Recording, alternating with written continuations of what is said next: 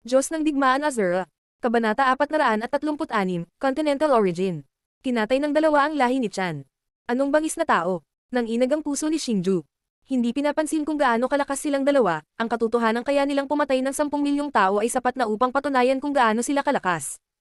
Ang katotohanan kaya nilang pumatay ng 10 milyong tao ay sapat na upang patunayan kung gaano sila kalakas. Hindi lang sa lakas, pati na rin sa puso nila. Kailangang malaman na noon, kay edad lang nila ni Xingju. Para magawa nila ang ganoong bagay sa edad na iyon, hindi alam ni Xingju kung dapat niya silang tawaging bayani o demonyo. Nang ang balita tungkol sa pagpatay sa lahi ng Chan ay nakarating sa Sacred Peel Race, sa Refined Fey Race, at sa Heavenly Spirit Race, nagdulot ito ng malaking kaguluhan.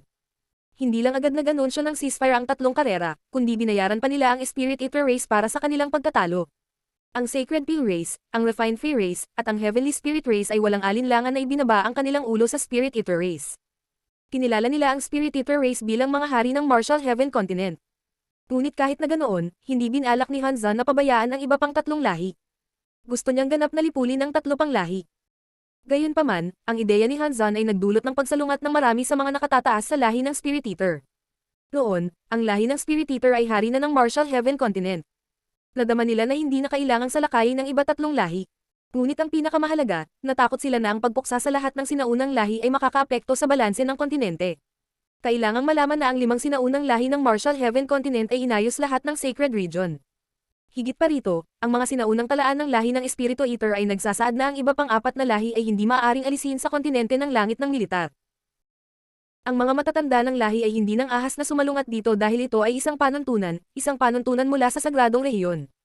Seryosong sabi ni Hanji, "Rule. Another rule.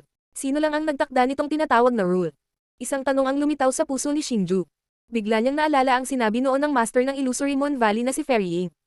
Si Fairy Ying ay nagtataglay ng kapangyarihan na hindi maintindihan ni Xingju. Gayunpaman, ang gayong makapangyarihang tao ay hindi makakatulong kay Xingju na makitungo sa mga tao ng Martial Heaven Continent. Ang dahilan kung bakit hindi niya magawa ay dahil sa tinatawag na panuntunang ito. Kung hindi na niya kailangang dumaan sa napakaraming problema. Sa kasamaang palad, ang kapangyarihan ni Hanzan ay nalampasan na ang Patriarch ng Spirit Eater Clan. Iisa lamang ang tao sa kontinente na maaaring makipaglaban kay Hanzan, at iyon ay ang kanyang nakatatandang kapatid na lalaki, si Hanming. Sa kabutihang palad, si Hanming ay sumang-ayon sa opinyon ng angkan. Nang walang tulong ng kuya, si Hanzan ay hindi nang ahas na harapin ang tatlong angkan ng mag-isa. Sa makatuwid, ang bagay na ito ay ibinagsak. Bagaman ang bagay na ikinababahala ng mga matatanda ng angkan ay nalutas na, isang hindi nakikitang hadlang ang naitatag sa puso ng dalawang magkapatid na ito, sina Hanming at Hanzan, na naging sobrang malapit mula noong sila ay bata pa. Ito ay dahil hindi pa rin maintindihan ni Hanzan kung bakit ipagkanulo ni Hanming ang kanilang kapatiran at tumayo sa panig ng kanilang mga angkan. Sa panahong ito, kahit na sinubukan namin ni Hanming, ng aking mga magulang, na lutasin ang agwat sa pagitan nila, hindi namin maintindihan ang Soul Slash. Kung hindi naghiwalay sina Hanming at Hanzan, marahil hindi ito mangyayari. Sa puntong ito, ang ekspresyon ng Soul Maiden ay naging malungkot, at ang kanyang malalim na mga mata ay nagsimulang mapuno ng luha. Kaya, Senior Soul Maiden, si Hanming at Hanzan ay magkapatid. Nang marinig ito, biglang natauhan si Xingju. Hindi nakakagulat na ang Soul Maiden ay iginagalang dito. Siya ay nakababatang kapatid ni Hanming at Hanzan. Sa dalawang halimaw na nakatatandang kapatid na lalaki, hindi nakakagulat na ang kanyang talento ay napakahusay. Kaakibat ng kanyang pagkakakilanlan mula pa noong unang panahon, kakatuwa kung sino man ang manggahas na hindi siya igalang. Gayunpaman, ang relasyon sa pagitan nilang dalawa ay ganap na naputol pagkatapos ng nangyari. Dahil sa kalusugan ng Patriarch ng Spirit Eater Clan, naghahanda silang pumili ng bagong Patriarch sa loob ng clan.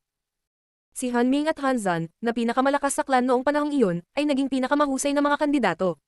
Sa totoo lang, sa oras na iyon, karamihan sa mga elder sa clan ay pabor na hayaan si Hanming na kunin ang posisyon ng Patriarch. Gayunpaman, natatakot sila na si Hanzan, na hindi na nasisiyahan sa clan, ay maging masyadong emosyonal at magsimula namaput sa angkan. Kaya't gumawa sila ng desisyon.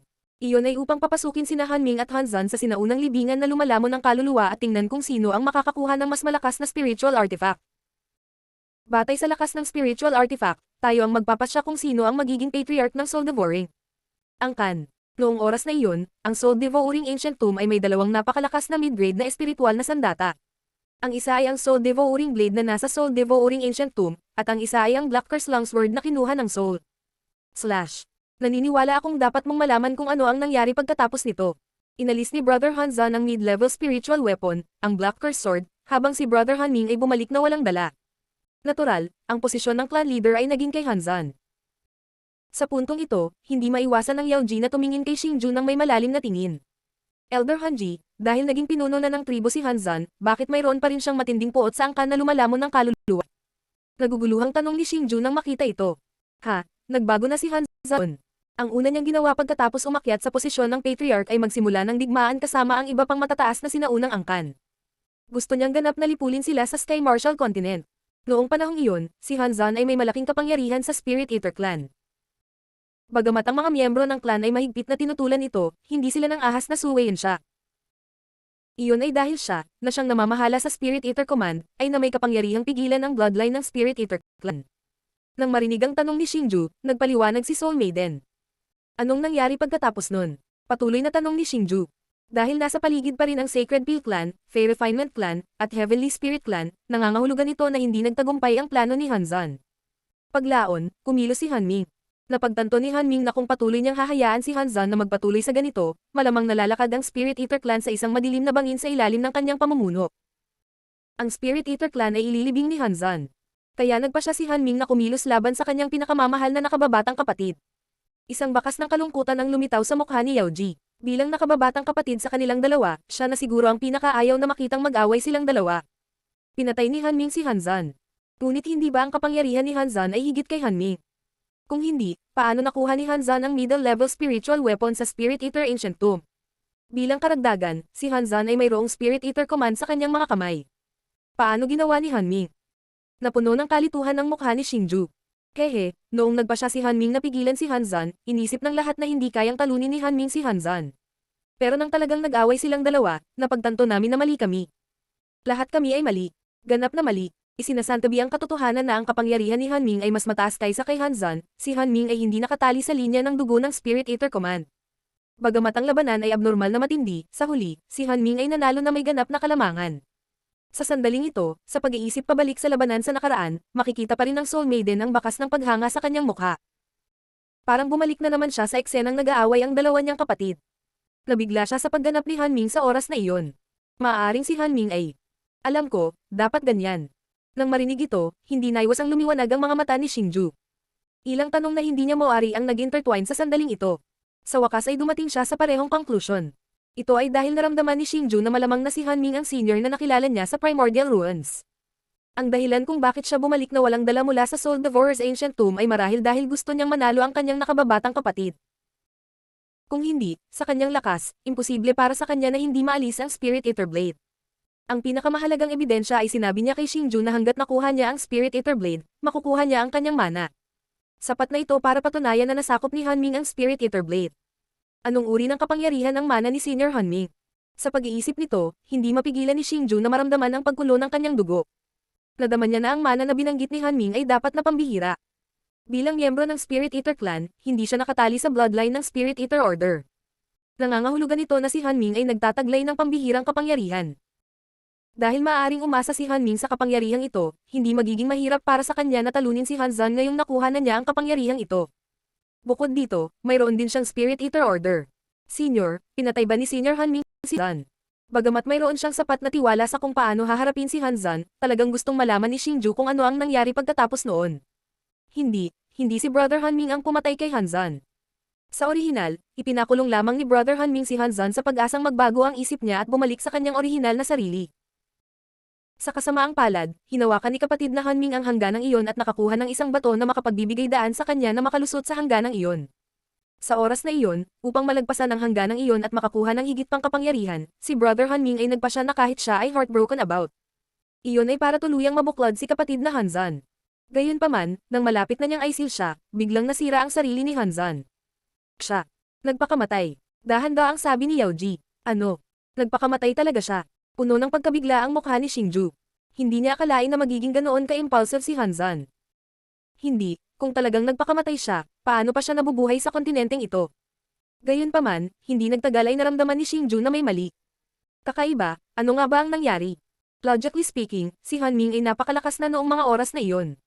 Kung si Hanzan ay peke ang kanyang pagkamatay, hindi ito dapat nakatakas sa kanyang mga mata. Hindi kaya sinasadya ni Hanming na pinakawalan si Hanzan. Hindi. Sa oras na iyon, nagawang ikulong ni Hanming si Hanzan para sa kapakanan ng kanyang lahi. Makikita na siya ay isang tao na inuuna ang pangkalahatang sitwasyon kaysa sa lahat ng bagay. Hindi niya pakakawalan si Hanzan, na galit sa Spirit Eater Clan, noong malapit na siyang umalis sa kontinente. Paulit-ulit itong inisip ni Xingju, ngunit hindi pa rin niya maisip kung ano ang nangyayari. Noong oras na iyon, matibay kaming naniniwala sa pagkamatay ni Hanzan. Gayunpaman, ngayon ay tila nagkakamali kaming lahat. Biglang pumulupot ang mga labi ng Soul Maiden sa mapait na ngiti. Marahil kahit siya ay hindi inaasahan na si Hanzan, na itinuturing na bayani ng Spirit Eater Clan, ay gagawa ng ganoong bagay. Sa sandaling iyon, tumahimik ang lahat ng miyembro ng Spirit Eater Clan sa espasyong ito. Nakatitig lang sila sa Soul Maiden, na nakayuko sa katahimikan. Ito ay dahil nakikita nila mula sa tila kalmadong mukha ng Soul Maiden ang isang hindi mahahalata na kalungkutan na tumatagos sa kaibuturan ng kanyang puso. Xingju, hindi ka pumunta sa Spirit Eater Tomb para lang makinig sa kwento ko, di ba? Sa iyong lakas, hindi ka dapat nagkukulang sa espiritual na mga sandata at tableta. Kung tama ang hula ko, dapat ay dumating ka para sa Spirit Eater Blade. Biglang itinaas ng Soul Maiden ang kanyang ulo at tinanong si Xingju. Para talaga ito sa Spirit Eater Blade. Nang marinig ang mga salita ng Soul Maiden, nagulat ang lahat. Pagkatapos, ibinaling nila ang kanilang hindi makapaniwalang mga tingin kay Xingju. Ito ay dahil sila, na nasa Spirit Eater Tomb, ay alam na alam kung gaano kakilakilabot ang Spirit Eater Blade. Bagamat ang lakas ni Xingju ay nagulat na sa kanila, malayo pa rin siya sa pakikitungo sa Spirit Eater Blade. Diyos ng Digmaan Azura. Kabanata 437, Hanming, Hanzan. Senior Hanji, si Hanzan ay narito pa sa mundong ito. Bagamat hindi ko alam kung ano ang nangyari sa kanya, siya ay talagang hindi isang battle sage kundi isang high-level combat emperor. Ako naman, pumunta ako dito para makakuha ng higit na kapangyarihan at humiram ng kapangyarihan ng Soul Devouring Blade para harapin si Hanzan. Hindi pinansin ni Xingju ang nagtatakang tingin ng lahat at kinausap ang Soul Maiden na may ngiti sa kanyang mukha. Hehe, parang ang daming nangyari dito sa kontinent. Ang kaakit-akit na mukha ni Hanji ay nagpakita ng isang malungkot na ngiti. Kahit na ang mga salita ni Xingju ay napakapangkalahatan, halos naunawaan niya ang ibig sabihin ni Xingju. Xingju, alam mo ba kung bakit tayo nandito? Bagaman patay na tayong lahat, ang dahilan kung bakit tayo nabubuhay sa ganitong anyo ay dahil sa espesyal na kapangyarihan ng sinaunang libingan na lumalamon ng kaluluwa. Gayunpaman, ang dahilan kung bakit pinahihintulutan tayo ng lumalamon ng kaluluwa ng sinaunang libingan na umiral sa ganitong anyo ay dahil mayroon tayong espesyal na tungkulin, na maging tagapag-alaga ng sinaunang nicho na lumalamon ng kaluluwa. Sa pamamagitan lang namin maaari kang makapasok sa sinaunang libingan na lumalamon ng kaluluwa at mangolekta ng mga bagay na walang may-ari. Biglang tumayo si Hanji at nakangiting sinabi kay Xingju. Sa sandaling ito, ang mga miyembro ng Soul Devouring Clan sa paligid ng Xingju ay tumayo lahat at mataimtim na tumingin kay Xingju. Lady Hanji, kailangan ko bang makipag-away sa inyong lahat? Sa katunayan, nahulaan na ni Xingju na may espesyal na pagkakakilanlan si Soul Maiden at ang iba pa para lumitaw sila rito, kaya hindi na siya nagulat. No, don't think that we are surviving in this form. Ang lakas natin ay walang pinagkaiba noong nabubuhay pa tayo. Normally, basta matatalo mo ang isa sa amin, makakaalis ka na. Gayunpaman, upang masubukan kung mayroon kang lakas na talunin si Hanzan, napagpasyahan kong baguhin ang mga patakaran dito. Susunod, hindi mo haharapin ang isang senior mula sa Soul Devouring Clan, ngunit 100 sa kanila. Si Hanji ay hindi sinasadyang nagpahayag ng masasamang ngiti. Huwag na kayong magtago. Lumabas kayong lahat. Buzz. Buzz. Sa isang mahinang sigaw mula sa Soul Maiden, ang buong espasyo ay marahas na ng inag. Pagkatapos, libu-libong figure na nakasuot ng clan robe ng Spirit Eater Clan ang lumitaw sa linya ng paningin ni Xingju. May mga lalaki at babae sa kanila, at lahat sila ay nasa pagitan ng edad 20 hanggang 40. Gayunpaman, ang tanging bagay na mayroon sila ay ang lahat sila ay nagtataglay ng lakas ng isang combat emperor. Phew! Mukhang hindi lahat ng miyembro ng Soul Eater Clan na inilibing sa sinaunang puntod ay nakaligtas. Mukhang ang mga nakaabot na sa working level lang ang makaka-enjoy sa treatment na ito. Tila may napagtanto si Xingju matapos tingnan ng mga tao ng Soul Eater Clan na nakapaligid sa kanya. Gayunpaman, sa parehong oras, hindi niya maiwasang sumipsip ng malamig na hangin. Pagkatapos ng lahat, ito ang unang pagkakataon na nakita ni Xingju ang napakaraming bilang ng mga combat emperors. Higit pa rito, lahat sila ay mula sa Soul Eater Clan.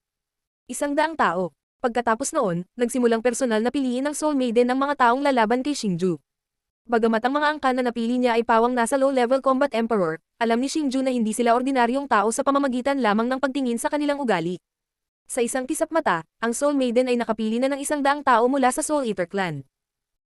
Kasama rin sa kanila sina Han Lei at Han Cheng, na nakausap noon ni Xingju. Sa sandaling ito, pareho sila ng iba pang 78 tao, na nakatitig kay Xingju ng may mapag-imbot na tingin. Para sa iba, umatras sila sa isang lugar na mas malayo sa pangunguna ng Soul Maiden. Pinagmamasdan nila sila ng may labis na interes, naghihintay sa paparating na labanan. Sa sandaling ito, nakatayo rin si Xingju sa hangin habang naka-cross arms. Maangas niyang tinitingnan ang daang tao mula sa Soul Eater Clan.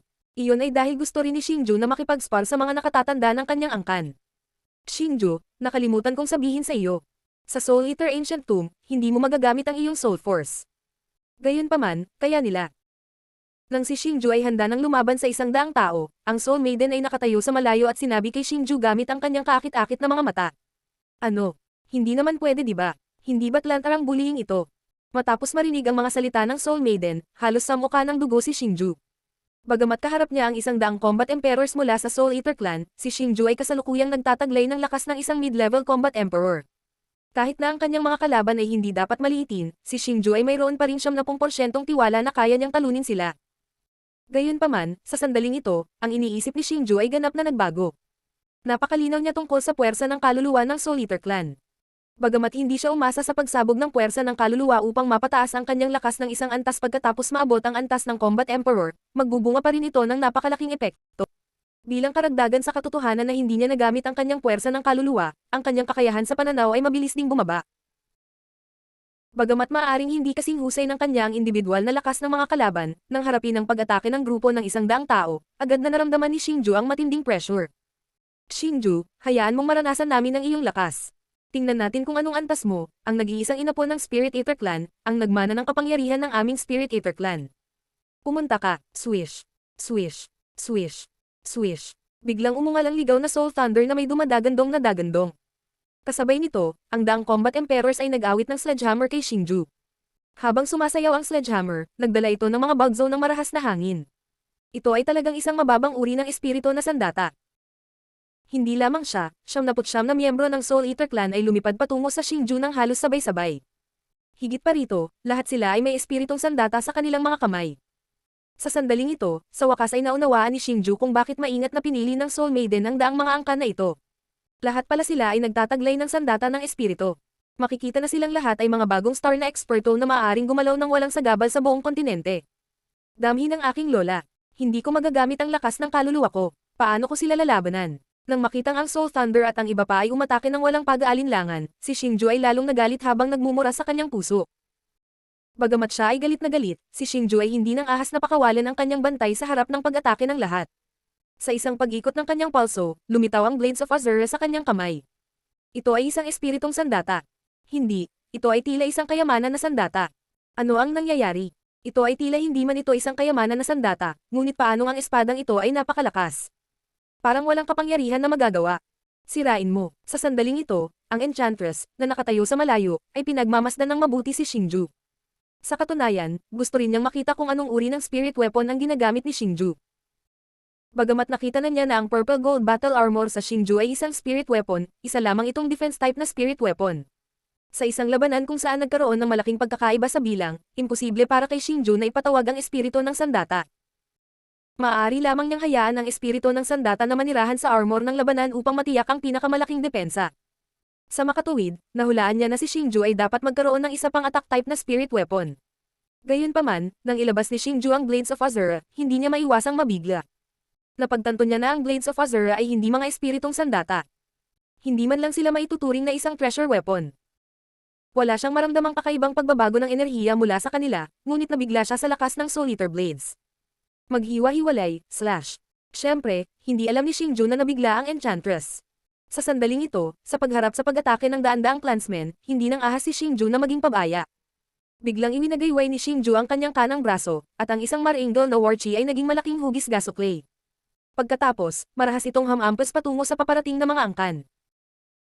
Ito ay isang slash na ginawa ni Xingju sa pamamagitan ng pagsasama-sama ng sword-type martial skills na dati niyang pinagkadalubhasaan. Kahit na ang slash na ito ay hindi pa umabot sa Heaven Tier, sa ilalim ng paggamit ng Blades of Azure, ito ay mas malakas kaysa sa high-level Earth martial skill. Hindi nagpigil si Xingju sa pag-ataking ito. Hindi niya magamit ang puwersa ng kanyang kaluluwa para maramdaman ang mga galaw ng kalaban. Kung talagang hahayaan niyang makalapit ang mga ito sa kanya at siya ay napapaligiran, mahirap itong harapin. Buzz. Ang lahat ng pag-atake ni Xingju ay hindi maliit na bagay. Habang umaalon ng break slash, nagbigay ito ng nakakatalom na tunog ng hangin. Pinutol pa nito ang nakapalibot na espasyo sa dalawa, at hamampas ito sa mga clansmen na may nakakatakot na pressure. Kahit na hindi magamit ni Xingju ang kanyang Soul Force, magagamit niya ang Soul Devouring Art, isang Heaven Tier martial skill. Sa makatuwid, ang kasalukuyang lakas ng labanan ni Xingju ay hindi mas mahina kaysa karaniwan. Anong nangyayari? Wala namang energy fluctuation kanina. Paano niya nagagawang biglaang magpakawala ng ganoong kalakas na pag-atake? Ano iyon? Gayunpaman, tulad ng inilabas ni Xingju ang Break Slash, ang mga mata ng Soul Maiden ay hindi napigil ang eye lock muli. Sa sandaling ito, ang titig na tumingin siya kay Xingju ay naging mas malalim. Mukhang may kakayanan talaga itong batang ito. Pero kung ganito lang, hindi na niya ito makakayanan. Gayunpaman, ang sorpresa ay tumagal lamang ng ilang sandali. Pagkaraan, ang bibig ng Soul Maiden ay lumukat sa isang mahinang ngiti. Pagsabog ng kaluluwa. Roar. Nang ang pag-atake ni Xingju ay tatama na sa daang clansmen ng Soul Devouring Clan, bigla silang tumigil sa pagsulong. Kasabay nito, ipinakita nila ang pinakamalakas na martial skill ng Soul Devouring Clan, Soul Burst. Boom! Sa isang iglap, isang malakas na alon ng enerhiya ang lumabas. Ang ligaw at marahas na enerhiya ay pinunit ang nakapalibot na espasyo, na bumubuo ng maraming mga bitek. Ang daang eksperto mula sa Spirit Devouring Clan ay ganap na nilamon nito. Maging ang mga manunood, na naka-atras ng napakalayo, ay walang ibang pagpipilian kundi ang umatras muli. Ito ay dahil minamaliit nila ang lakas ng pagpapatupad ng parusa. Soul Burst talaga ang ginagamit mo sa oras na ito. Pero ano ang gagamitin mo para harangin ang pag-atake ko? Sa pagtingin sa bagyo na pinukaw ng Energy Ripple, dinilaan ni Xingju ang kanyang mga labi, na parang kulang pa. Ang Soul Burst ay maaaring agad na lumikha ng isang Overlord body. Hanggat hindi ito isang mapang-api na pag-atake, maaari niya itong harangan. Gayunpaman, ang Overlord body na ito ay maaari lamang umiral sa isang sandali. Sa makatuwid, talagang gustong malaman ni Xingju kung paano lalaban sa kanya ang mga nakatatanda ng Soul Devouring Clan. Dahil kung ang labanan ay natapos ng napakabilis, naramdaman ni Xingju na ito ay walang kabuluhan. Anong nangyayari? Nasaan sila? Gayunpaman, nang kumalat ang Black Energy Ripple, nagulat si Xingju nang matuklasan na ang daang clansmen na dapat ay naroon ay nawala lahat. Sa sandaling ito, ang ekspresyon ni Xingju ay hindi maiwasang maging solemna. Xingju, kung ito lang ang mayroon ka, kung gayon nakatadhana kang matalo sa laban na ito. Nang si Xingju ay nalilito sa kinaroroonan ng daang angka ng Soul Devouring Clan, ang mapanuksong boses ng Soul Lightning ay biglang umalangaw mula sa kaliwang bahagi ng Xingju. Buzz. Kasunod nito, ang nakapalibot na kalawakan ay marahas na gumalaw, at ang daang mga figure ay talagang lumitaw mula sa kalawakan. Gayunpaman, sa sandaling ito, nakabuo na sila ng bilog at mahigpit na pinalibutan si Xingju. Ginamit talaga nila ang Energy Ripple bilang takip para sumanib sa espasyo. Dahil hindi magamit ni Xingju ang kanyang Soul Strength, hindi niya maramdaman ang kanilang mga galaw. Diyos ng Digmaan Azura. Kabanata 438, hindi makatarong ang labanan. Tulad ng inaasahan, kung walang spiritual strength bilang isang sensing tool, ako ay magiging lubhang dahado sa labanan. Pinalaki ni Xingju ang mga nakatatanda ng Spirit Eater Clan na nakapaligid na sa kanya at walang magawang umiling. Ano? Natatakot ka ba? Baka sabihin ko rin sa iyo oo. Kung hindi mo kami matatalo, iisa lang ang kahihinatnan mo. That is to stay here in this form forever, just like us. Sa makatuwid, walang silbi ang matakot ngayon. Ang tanging magagawa mo lang ay gamitin ang iyong buong lakas para labanan tayo. Nang makita si Xingju na walang magawang umiling, binalaan siya ng Soul Lightning sa medyo mapanuksong tono. Bagamat siya ay nanunuya, sinasadya niya o hindi sinasadyang nagsiwalat ng isang piraso ng impormasyon kay Xingju. Kung siya ay matalo sa kanila, siya ay papatayin. Mula dito, makikita na ang kidlat ng kaluluwa ay tila hindi kasuklam-suklam na tila sa ibabaw. Sa totoo lang, umaasa pa rin siya na magtagumpay si Xingju. Pagkatapos ng lahat, si Xingju ay ang tanging miyembro ng Spirit Eater Clan maliban kay Hanzan. Haha. Senior Soul Lightning, sa palagay ko ay labis kang nag-aalala.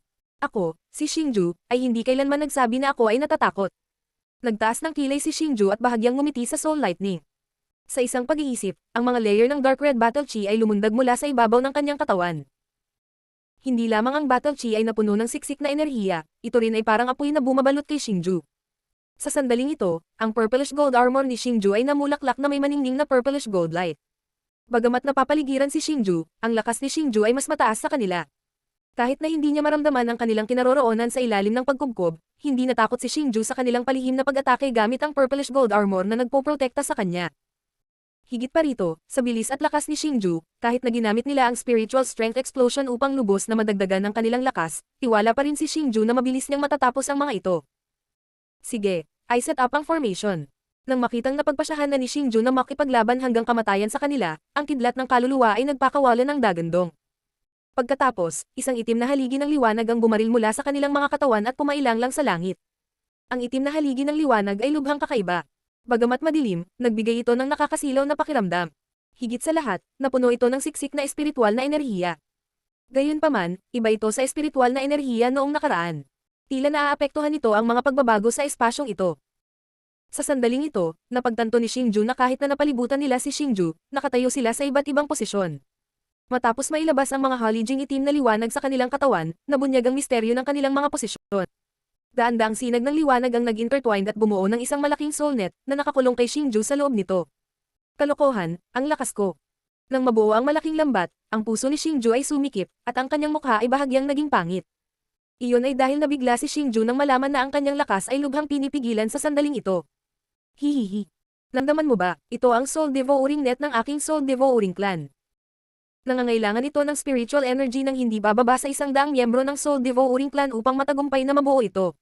Ang epekto ng Soul Devouring Net na ito ay upang sugpuin ang lahat ng mga kaaway sa loob ng lambat, lubhang nababawasan ang kanilang lakas. Gayunpaman, ang ating lakas ay maaaring palakasin sa ilalim ng proteksyon nitong Soul Devouring Net. Ang Soul Lightning ay ngumiti ng buong pagmamalaki. Phew! Talagang may ganoong porma sayon. Ito ay maihahambing sa isang heaven-rank martial skill. Mukhang hindi simple ang Soul Devouring Clan ko. Matapos marinig ang mga salita ng Soul Lightning, biglang napagtanto ni Xingju na ang Soul Devouring Net na ito ay may parehong epekto sa time-space. Ayon sa Soul Lightning, nangangailangan ito ng hindi bababa sa 100 tao upang mabuo ang Soul Devouring Net na ito. Sa madaling salita, mas maraming tao ang maaaring gumamit ng pormasyong ito ng sabay.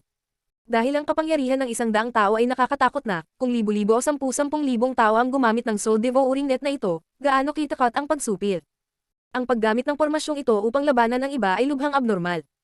Hindi nakakagulat na ang Soul Devouring Clan ay napakalakas. Gayunpaman, kahit na si Xingju ay nakulong sa pormasyong ito at ang kanyang kalamangan sa lakas ay bahagyang kulang, si Xingju ay hindi nataranta dahil mayroon pa rin siyang trump card na maaaring masira ang pormasyong ito. Si Xingju ay medyo may kakayahan, ngunit ang kanyang ekspresyon ay hindi nagbabago sa harap ng porma sayon na ito. Gayunpaman, gusto kong makita kung paano haharapin ni Xingju ang Soul Devouring Net ng aking Soul Devouring Clan. Walang pakialam na sabi ng Soul Goddess habang nakatingin kay Xingju. Xingju, paparating na kami. Biglang kinuyam ng Soul Lightning ang gintong martilyo sa kanyang mga kamay at hinampas ito patungo kina Xingju at Xingju. Hindi lang siya, kundi ang iba pang mga eksperto ng Soul Devouring Clan ay nagwagi rin ng kanilang kakaibang mga sandata ng espiritu at umatake. Huhuhu. Ang pinagsamang pag-atake ng 100 combat emperors gamit ang kanilang mga spirit weapons ay hindi maliit na bagay. Bago dumating ang kanilang pag-atake, ang malakas na presyon ay sumara na kay Xingju, na naging sanhi ng paglipad ng buhok ni Xingju sa hangin at ito ay napakagulo. Gayunpaman, ang katawan ni Xingju ay kasintatag pa rin ng Mount Tai sa gitna ng hangin. Higit pa rito, hindi binalak ni Xingju na mag-counterattack sa lalong madaling panahon. Sa halip, naghihintay siya ng pinakamagandang pagkakataon. Time-space. Biglang nagsalubong ang mga kilay niya. Dumating na ang pinakamagandang pagkakataon. Itinaas ni Xingju ang kanang kamay ng mataas at kinuyam ito. Isang malaking pagbabago ang naganap sa kalawakan. Hindi mabilang na mga sinag ng malalim na asul na liwanag ang lumabas mula sa kalawakan at mabilis na nagtipon. Parami ng parami ang asul na liwanag na natipon. Nang mag-react ang lahat, napagtanto nila na ang espasyong kinaroroonan nila ay naging malalim na kulay asul. Ang higit na ikinagulat nila ay hindi lamang nawala ang lakas na nadagdagan ng daang combat emperors nang may matinding kahirapan, maging ang sarili nilang lakas ay tila pinigilan. Ganyan kalakas na martial skill. Hindi lang nito masisira ang Soul Devouring Net, ngunit maaari din itong baligtarin ang sitwasyon. Ang martial skill na ito. Maaari ba itong heaven rank martial skill? Tama, isa itong heaven rank martial skill. At saka, ito ang time-space na nilikha noon ni Brother Hanming. Gayunpaman, hindi na perpekto ni Brother Hanming ang martial skill na ito, kaya hindi niya ito pinabayaan. Ang kanyang mga angkan. Paano ito natutunan ni Xingju? Sa pagtingin sa malalim na asul na espasyo na bumabalot sa kanila, ang mukha ng Soul Goddess ay puno ng pagtataka. Hindi niya maiwasang magsalubong ng kilay at mag-isip. Anong nangyayari? Bakit ganito? Bakit ang lakas ko? Ang biglaang pagbabago ay naging sanhi ng pagkatalo ng daang combat emperors na umaatake kay Xingju.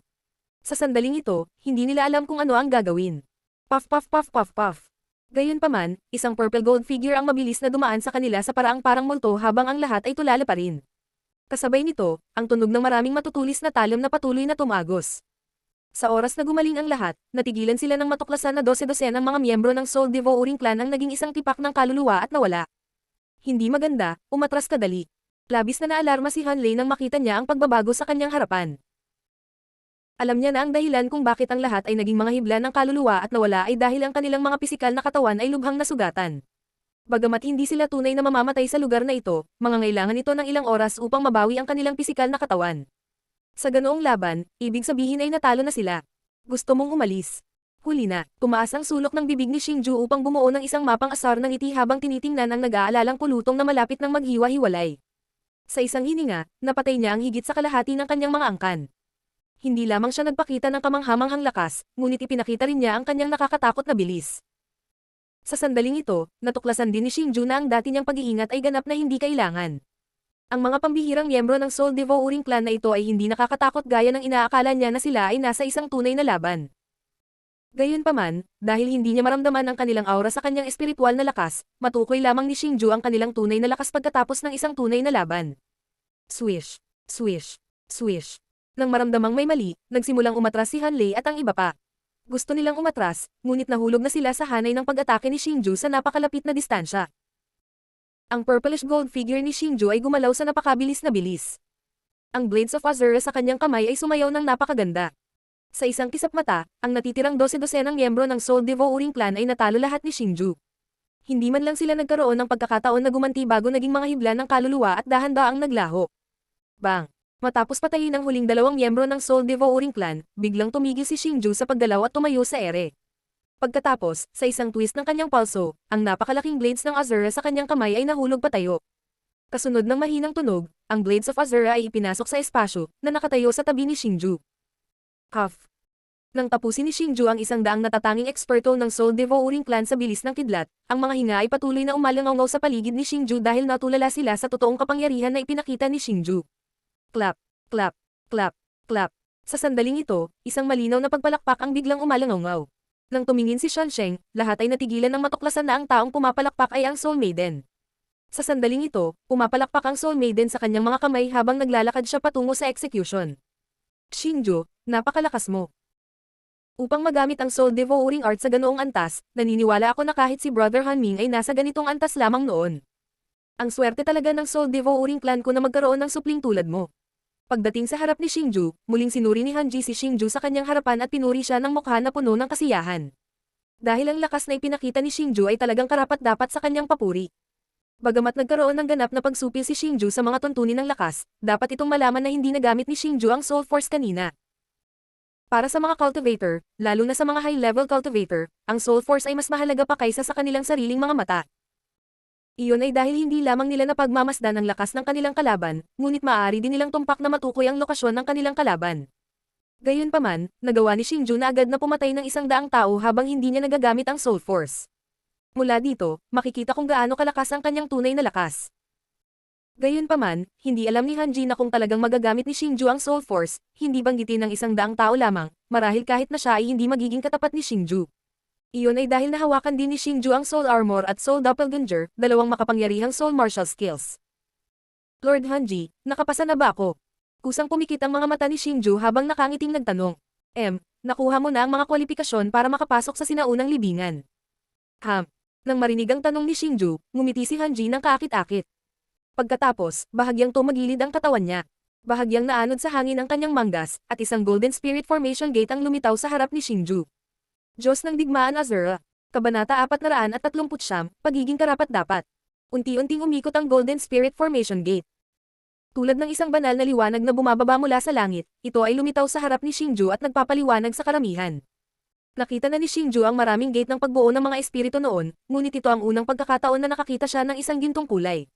Bagamat hindi niya nagamit ang kanyang soul power para maramdaman ang kakaiba ng Spirit Formation Gate, sigurado si Xingju na hindi ito simpleng gate.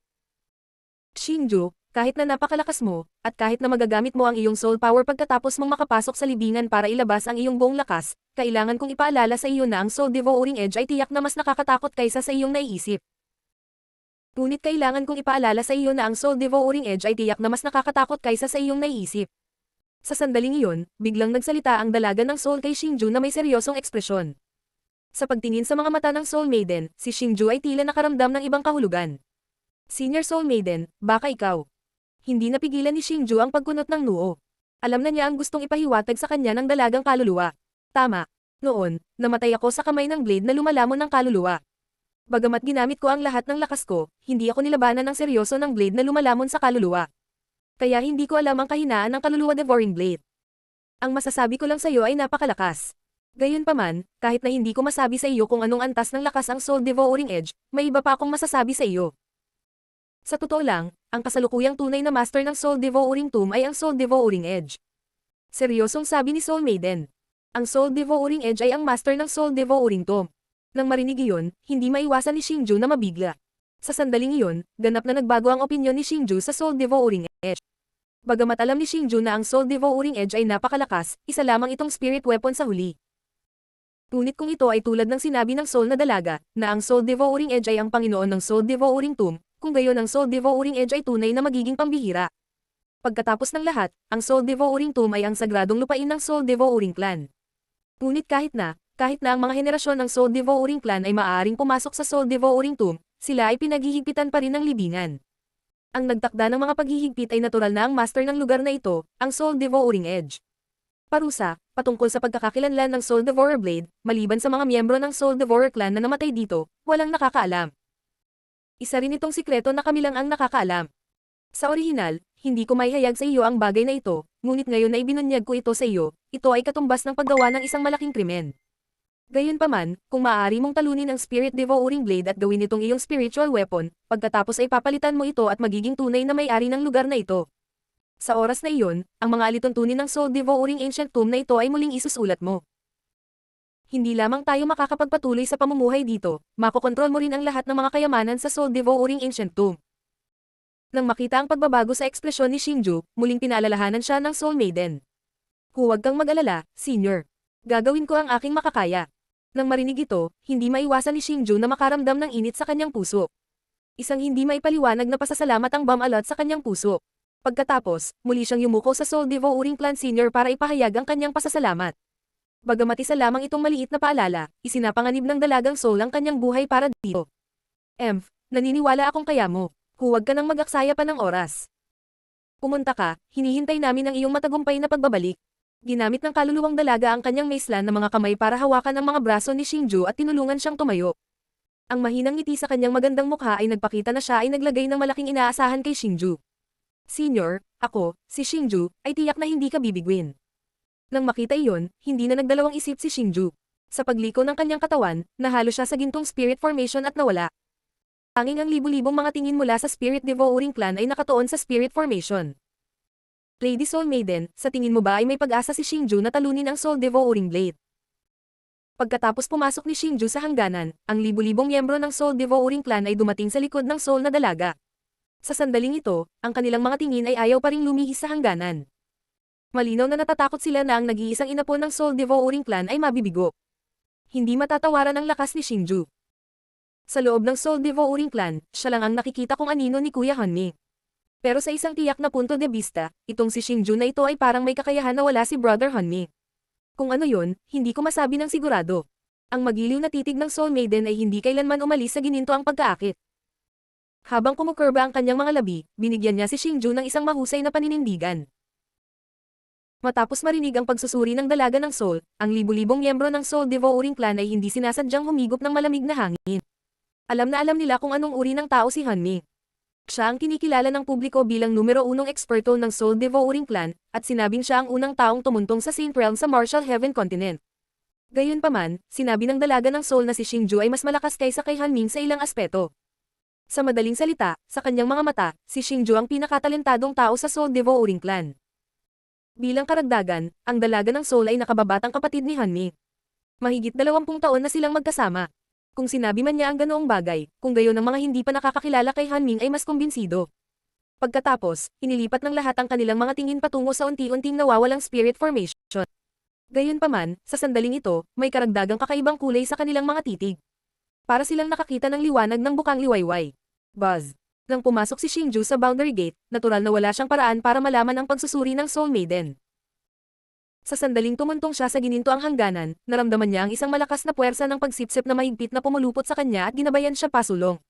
Nang mawala ang hindi mapaglabanan na puwersang nagbubuklad, natuklasan ni Xingju na nasa ibang espasyo siya. Sa madaling salita, ito ay ibang mundo. Sa pagtingin sa lahat ng bagay sa paligid niya, hindi mapigilan ni Xingju na kuskusin ang kanyang mga mata. Labis ang pagdududa niya kung panaginip ba ito o hindi. Gayunpaman, nang suriin niyang muli ang lahat sa kanyang harapan, matatag na naniniwala si Xingju na ito ay hindi isang panaginip, ngunit isang tunay na mundo. Ang ganda ng lugar. Pagkatapos ng matatag na paniniwalang lahat ng nasa harap niya ay totoo, hindi napigilan ni Xingju na mapabuntong hininga sa paghanga. Sa sandaling iyon, ang lupa sa ilalim ng mga paa ni Xingju ay hindi itim na lupa, hindi rin ito mga puting bato, at hindi rin ito isang palasyong huwad mula sa ginto. Sa halip, ito ay isang kahabaan ng puting ulap na umaabot hanggang sa nakikita ng mata. Ang mga puting ulap ay lumundag at kumulo, ngunit sila ay nagbigay ng parehong matigas na pakiramdam tulad ng ibabaw ng lupa. Gayunpaman, ang naiiba sa ibabaw ng lupa ay ang mga puting ulap ay nagbabago-bago sa pagitan ng mataas at mababa, na patuloy na inaanod. Kahit na nakatayo si Xingju, ang kanyang katawan ay naaanod kasama ng mga pagbabago sa mga puting ulap. Gayunpaman, ang labis na ikinagulat ni Xingju ay mayroong hindi mabilang na mga taluktok ng bundok na nakatayo sa tuktok ng mga puting ulap sa malapit. Ang mga taluktok ng bundok ay tuloy-tuloy, na umaabot sa asul na kalangitan. Gayunpaman, walang puting ulap sa asul na kalangitan. Sa halip, dahan-dahang umaagos ang mga bahaghari. Tama, rainbows. Napuno ng 7 kulay na liwanag ang kalangitan at dahan-daang damaloy. Napakaganda nito. Habang pinagmamasdan niya ang magagandang tanawin, tila nakalimutan ni Xingju ang tungkol sa mga makamundong pagtatalo. Sa halip, nasubsob siya sa magandang tanawing nasa harapan niya, ninanam namang komportableng pakiramdam niya sa sandaling iyon. Iyon kaya ang Soul Devouring Blade. Gayunpaman, nang si Xingju ay nakatingin sa paligid, biglang nagbago ang kanyang ekspresyon dahil sa sandaling iyon, ang tingin ni Xingju ay naakit ng isang kakaibang bagay sa di-kalayuan. Ang bagay na iyon ay matatagpuan sa tuktok ng bundok sa di-kalayuan. Dahil napakalayo nito, medyo malabo ang hugis nito. Gayunpaman, ang malaking katawan nito at kakaibang madilim na kulay ay nagbigay daan kay Xingju na makilala na ito ay isang higanteng espada, isang itim na higanteng espada na kasing laki ng isang bundok. Ang higanteng espada ay ipinasok sa bundok at nagbuga ng makakapal na itim na gas. Unti-unting umikot ang itim na gas sa paligid nito, at maging ang liwanag ng bahaghari sa maaliwalas na kalangitan ay natipon sa itaas nito. Ito ay tulad ng Panginoon ng mundong ito, ang hari ng lugar na ito, at ang tanging pinuno na nakatayo sa hanay ng bundok. Dahil dito, ang unang impresyon na ibinigay nito kay Xingju ay ang Soul Devouring Blade. Swoosh! Biglang tumalon ang figure ni Xingju at naging isang sinag ng liwanag habang lumilipad siya patungo sa direksyon ng Soul Devouring Blade. Sa sandaling nakita niya ang Soul Devouring Blade, muling bumalik ang pakiramdam ng panganib na pumupuno sa puso ni Xingju. Ngayong nakuha na ni Soul Slash ang Saint Stone, maaari na siyang makapasok sa Battle Saint level anumang oras. Sa makatuwid, si Xingju ay walang oras na sangin. Habang nasa daan, natuklasan ni Xingju na maraming kakaibang aura ang nakatago sa nakapalibot na bulubundukin. Hindi pa banggitin ang ilang upper grade pills at upper grade treasures, mayroon pang ang maraming spiritual weapons. Sa sandaling iyon, sa wakas ay naunawaan ni Xingju kung bakit ang sinaunang Soul Devouring Tomb ay parang isang napakalalim na kabangyaman. Ito ay dahil mayroong hindi mabilang na mga kayamanan dito. Gayunpaman, sa ngayon, si Xingju ay hindi ginalaw ng alinman sa mga kayamanan. Nakatutok ang kanyang mga mata sa itim na higanteng espada na patuloy na lumalaki. Isa lang ang layunin niya sa sandaling iyon, at iyon ay ang talunin ang Soul Devouring Blade. Hanggat natalo niya ang blade na lumalamon ng kaluluwa, maaari niyang kontrolin ang sinaunang libingan na lumalamon ng kaluluwa at maging may-ari ng lugar na ito. Sa panahong iyon, lahat ng kayamanan dito ay pag-aari na niya. Napakabilis ni Xingju. Nakarating siya sa ganoong kalayuan sa isang kisap mata. Gayunpaman, sa sandaling iyon, si Xingju ay hindi direktang lumipad patungo sa Soul Devouring Blade. Sa halip, huminto siya sa isang lugar na hindi kalayuan dito. Sa sandaling iyon, si Xingju ay nakatayo sa hangin habang nakatitig sa itim na higanteng espada na nasa hindi kalayuan na may matalim na tingin. Ang kanyang determinadong mukha ay napuno ng isang marangal na ekspresyon. Sa sandaling iyon, kitang-kita ni Xingju ang Soul Devouring. Nararamdaman din niya ang malakas na aura ng Soul Devouring Blade. Ito ay isang napakarilag na higanteng espada. Bagamat madilim ang kulay ng katawan ng espada, maganda naman talaga ang hugis nito. Ang katawan ng espada ay inukitan ng lahat ng uri ng kakaibang ron. Sa pangkalahatan, halos kapareho ito ng Black Curse Longsword ng Soul Slash. Gayunpaman, mas dominante ang Soul Devouring Blade. Bagamat ang talon na lumalamon ng kaluluwa ay ipinasok sa bulubundukin sa sandaling iyon at hindi gumagalaw, naramdaman ni Xingju na ito ay lumuluta. Para bang humihinga ang isang tao, at puno ito ng espiritual na enerhiya. Diyos ng Digmaan Azura. Kabanata 440, Soul Devouring Blade. Buzz. Bigla na lang, ang itim na gas na umaaligid sa Spirit Devourer Blade ay naging hindi mabilang na itim na sinag ng liwanag. Parang meteor shower, bumaril sila patungo kay Xingju. Roar! Nang umalis ang mga itim na sinag ng liwanag sa Spirit Devourer Blade, sila ay talagang naging hindi mabilang na mga itim na halimaw na nakabuka ang dagwang mga bibig. Ang itim na gas ay patuloy na tumataas mula sa kanilang mga katawan, dahilan upang hindi makita ni Xingju ng malinaw ang kanilang hitsura. Gayunpaman, naramdaman ni Xingju na wala silang kumpletong anyo. Sa halip, sila ay mas mukhang isang malaking bibig na may dugong bibig. Ang mga halimaw na nabuo ng itim na gas ay may pambihirang lakas. Halos bawat isa sa kanila ay maihahambing sa isang combat emperor. Gayunpaman, sa mga mata ni Xingju, sila ay masyadong mahina. Break, slash. Sa isang twist ng pulso ni Xingju, lumitaw ang Blades of Azura na nakatago sa storage bracelet sa kanyang kamay. Sa pamamagitan ng isang kaway ng kanyang braso, maraming maringal na aura ng espada ang bumaril. Ito ang bagong likhang martial skill ni Xingju, Shattering Slash. Bang bang bang bang. Ang break slash ni Xingju ay hindi maliit na bagay. Higit sa lahat ang sword-type martial skills na pinagkadalubhasaan niya noon. Mula sa isang tiyak na punto ng view, kahit na hindi ito maihahambing sa isang heaven-rank martial skill, hindi ito malayo mula rito. Sa makatuwid, sa sandaling bumangga ang break slash sa Blades of Azura, ang mga gas na halimaw ay nabasag lahat. Sila ay naging mga butil ng magulong gas at nawala sa hangin. Ito ay talagang enerhiya ng kaluluwa. Sa pagtingin sa itim na gas na nawala sa hangin, nagliwanag ang mga mata ni Executioner, dahil nang mawala ang gas, naramdaman talaga ni Shona, Executioner ang amoy ng kaluluwa sa loob nito. Sa pagtingin sa maringal na gas na umaaligid sa Spirit Devourer Blade, medyo naging interesante ang ekspresyon ni Xingju. Kung ito ay talagang kakaibang enerhiya ng kaluluwa, gaano kalakas ang gayong kahangahangang enerhiya? Kung maaari itong lamunin ni Xingju, maaaring maging posible para sa kanya na makalusot sa isang high-level combat emperor.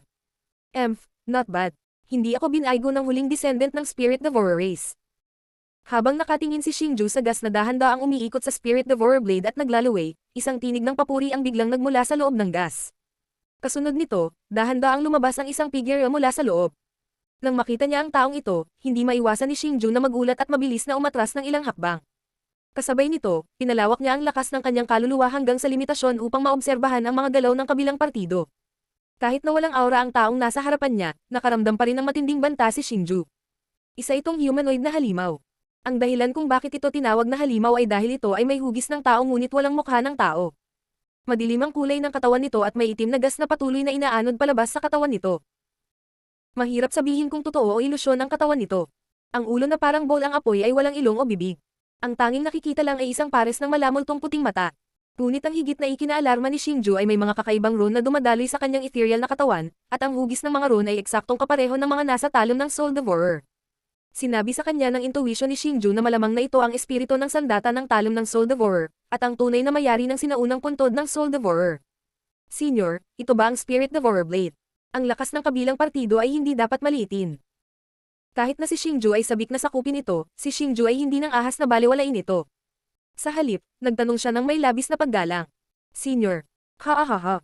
Huwag mo akong paglaruan. Sa tingin mo ba hindi ko alam ang iniisip mo? Narinig ko ang sinabi mo kay Hanji at sa iba pa. Huwag magsalita ng kalokohan. Kung gusto mong lumaban, halika. Tingnan ko kung kaya mo talagang makipagbalikatan kay Hanmi. Sa pagharap sa aksyon ni Xingju, biglang tumawa ng mapanukso ang kakaibang halimaw. Pagkatapos, gumamit ito ng nakakainis na tono para sigawan si Xingju.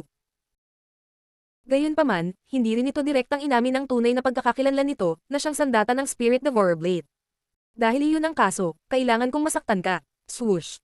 Nang makitang handa na ang Spirit Devouring Blade, hindi na nagdalawang isip si Xingju. Siya ay humakbang pasulong at bumaril na parang palaso na umalis sa busog.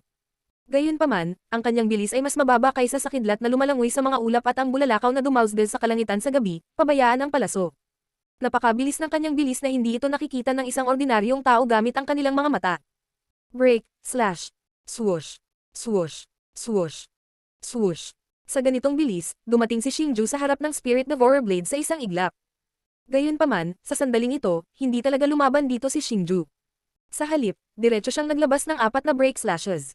Ang lugar ng half-moon-shaped slash ay hindi maliit na bagay. Kapag nagugnay ang 4 na laslas, maaari itong ilarawan bilang isang pag-atake sa lupa. Sa gayong pag-atake na nagmumula sa harapan, maliban sa pag-urong, sa pangkalahatan ay walang paraan upang umatras. Sa ganoong distansya, kasama ang nakakatakot na bilis ng laslas, imposibleng umatras pa. Ito ba ay itinuturing na isang probang attack? Hindi masama. Napakalakas. Gayunpaman, sa kasalukuyan para sa akin, ito ay masyadong mahina. Sa pagharap sa pag-atake ng 4 na break slashes, hindi lamang ang Spirit Devourer Blade ang hindi gumalaw, ngunit ang titig nito ay naging mas nakakainsulto. Roar. Ngunit nang malapit na itong tamaan ng 4 na laslas, ang itim na gas na nakabalot sa Soul Devouring Blade sa likod nito ay lumundag na parang isang napakalaking alon at nilamon ang lahat ng 4 na laslas ni Xingju. Malaking pagbabago ang ekspresyon ni Xingju nang makita niyang madaling mabali ang kanyang shattering slash. Gayunpaman, wala siyang panahon para mag-isip ng husto sa sandaling ito. Iyon ay dahil wala na siyang landas ng pag-urong, at ang tanging paraan para makaalis ay ang magpatuloy sa pakikipaglaban. Time-space. Kaya naman, itinikom ni Xingju ang kanyang mga ngipin at biglang itinaas ang kanyang kanang braso. Kinuyam niya ang kanyang kamao patungo sa langit at isinagawa ang kanyang pinakamalakas na heaven rank martial skill, time space. Swish swish swish swish. Sa isang iglap, lumitaw ang hindi mabilang na mga sinag ng malalim na asol na liwanag, tulad ng mga asol na bulalakaw na nagburra sa kalangitan, na lumilipad sa kalawakan ng napakabilis, na nagpapaganda sa dati ng napakagandang mundo na mas napakarilag. Gayunpaman, ang ikinagulat ni Xingju ay ang espiritu ng sandata ng Soul Devouring Blade ay hindi gumagalaw sa harap ng kanyang time-space. Sa halip, inikat nito ang ulo na parang bowl ang apoy at tumingin sa paligid na may labis na interes, na para bang hinahangaan nito ang magagandang tanawin na nilikha ng time-space. Time-space, hindi na masama. Hindi ko ine-expect na malalaman mo ang martial skill ng lalaking yon. Parang ang close mo sa kanya. Hindi kaya ikaw ang kanya. Biglang tumingin muli ang Spirit Devourer Blade kay Xingju at nagtanong na may medyo curious na tono. Tama. Sa totoo lang, ang junior na ito ay talagang kahalili ni Senior Hanming. Ngayong nakarating na ako sa teritoryo ng senior, wala akong intensyon na saktan ka. Gayunpaman, sinabi ni Senior Hanming na ang senior lamang ang makakakuha ng kanyang mana dito. Iyon ay bakit nandito ang junior na ito para humingi ng gabay sa senior. Nang makitang binanggit ng Spirit Devourer Blade si Hanming, nagkaroon ng ideya si Xingju at nagmamadaling sinabi. Kung talagang natalo ni Hanming ang Spirit Devourer Blade at may naiwan dito, malamang may sinabi si Hanming sa Spirit Devourer Blade. Bagamat naipakita na ni Xingju ang time-space, hindi pa rin niya maramdaman ang lakas ng Spirit Devourer Blade. Sa madaling salita, kahit na mayroon siyang suporta sa time-space, napakamalas na hindi niya matatalo ang Spirit Devourer Blade. Sa pinakakaunti, si Xingju ay wala man lang 50% pagkakataong manalo. Sa makatuwid, maaari rin niyang gamitin ang pangalan ni Hanming para makipag-ayos sa Spirit Devourer Blade. Marahil ay talagang makukuha niya ang pagkilala ng Spirit Devourer Blade nang hindi lumalaban. Tulad ng inaasahan, kailangan kong sabihin na si Hanming ay may magandang mata sa pagpili ng kahalili na katulad mo. Noong pumunta siya rito, ang lakas niya ay katulad ng sa iyo. Gayunpaman, mas matanda siya sa iyo ng kaunti. Sa madaling salita, mas namumukod-tangi ka kaysa kay Hanming noon. Tulad ng sinabi mo, may iniwan si Hanming sa akin. At saka, ito ay isang napakalakas na puwersa. Kahit si Hanming ay hindi nang ahas na hawakan ang puwersang ito noon, kaya iniwan niya ito sa akin. Ito ang madilim na kaluluwa na nananatili sa paligid ko ngayon. Sa pagsasalita hanggang dito, ang espiritu ng sandata ng Soul Devouring Blade ay hindi maiwasang ibuka ang mga braso nito. Sa sandaling ito, ang maitim na gas sa katawan nito ay agad na naging masiksik. Isang malakas na pressure ang biglang lumitaw, na napilitang umatras si Xingju. Napakalakas. So, ito ang kapangyarihang gustong ipamana sa akin ni Senior Hanming. Si Xingju, na napilitang umatras ng ilang hakbang dahil sa pressure na ibinubuga ng Spirit Devourer Blade, ay nagpahayag ng nasasabik ng ngiti dahil napagtanto niya na ito ay talagang Soul Force. Bukod dito, ito ay ang puwersa ng kaluluwa na higit sa kanya. Kung mapapadalisay niya ang puwersang ito ng kaluluwa, napakadali para sa kanya na makapasok sa high-level combat Emperor realm. Xingju, logically speaking, nakipagkasundo na ako kay Hanming. Hanggat dumating dito ang kahalili niya, dapat kong ipasa ang kapangyarihang ito sa iyo. Gayunpaman, sayang naman at masyadong pabayas si Hanming. Iniwan niya sa akin ang napakalakas na ipinagbabawal na kapangyarihan. Paano ako hindi matutokso? Sa totoo lang, Xingju, sa lakas mo, hindi mo ako kalaban. Gayunpaman, sayang naman at malayo ka sa pagiging kalaban ko. Dahil pagkaraan ng libu-libong taon, ang madilim na kaluluwa na iniwan sa akin ni Hanming ay ganap kong kontrolado. Ngayon, ito ang aking kapangyarihan. Biglang naging abnormal ang tingin ng Spirit Devourer Blade. Kasabay nito, ang mga layer ng malakas na presyon ay patuloy na tumaas na parang tsunami, na nagdulot ng kaguluhan sa paligid. Sa sandaling ito, ang ekspresyon ni Xingju ay lubhang nagbago. Isang labis na hindi mapakali na pakiramdam ang bumangon mula sa kaibuturan ng kanyang puso. Swoosh!